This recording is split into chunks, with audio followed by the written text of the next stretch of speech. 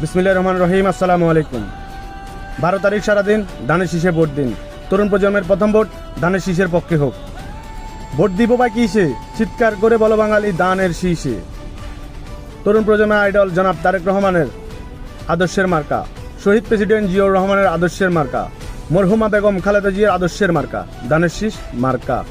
ইনশাআল্লাহ 12 তারিখ ধানের শীষকে বিজয় করে আগামীর বাংলাদেশ যেন তারেক রহমান সুন্দর সমৃদ্ধ এক বাংলাদেশ গড়ে তুলতে পারে।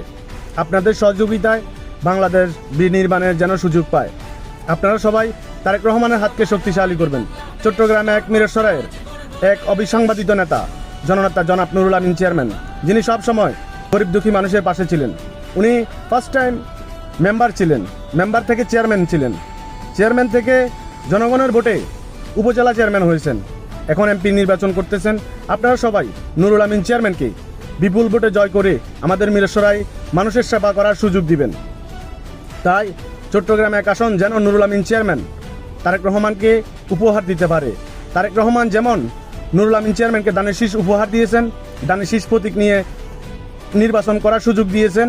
ইনশাআল্লাহ আপনারা সবাই মিরসরাইবাসী নুরুল আমিন চেয়ারম্যানকে ধানের শীষে বিজয় করে যে আশা আকাঙ্ক্ষা যে মিরসরাইকে সুন্দর মিরসরাই গড়ার লক্ষ্যে নুরুল আমিন চেয়ারম্যান এগিয়ে যাবে।